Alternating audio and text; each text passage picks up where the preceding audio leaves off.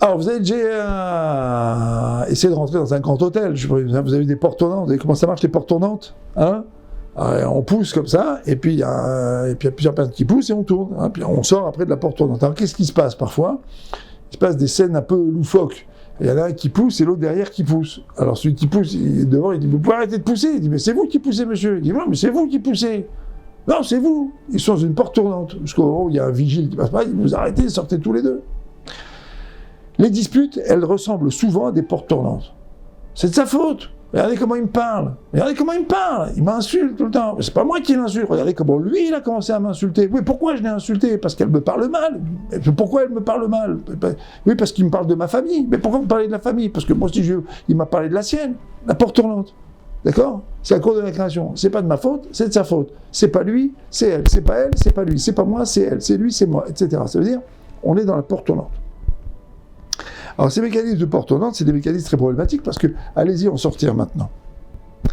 Ça c'est, on va dire, le paradigme du blocage.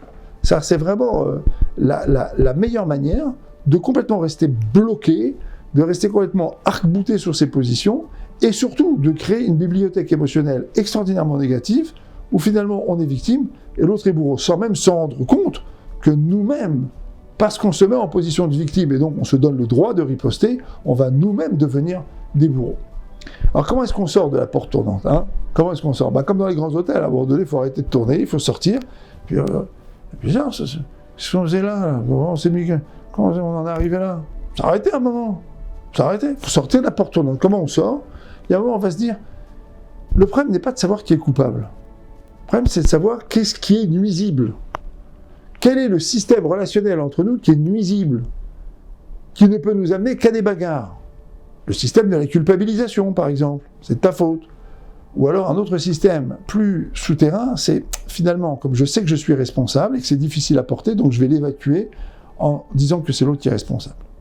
Sortir, par exemple, du problème de la culpabilité, du narratif de la culpabilité, et se dire finalement, au lieu de se dire finalement à qui c'est la faute, et bien se dire finalement qu'est-ce qui contribue à nous détruire ou à nous abîmer. Et quand on se pose cette question et qu'on commence à réfléchir un petit peu sur ce qui nous détruit et nous abîme, on se rend compte qu'on peut facilement se donner la main et se dire que finalement, on peut arrêter d'adopter des comportements qui soient des comportements nuisibles. À très bientôt.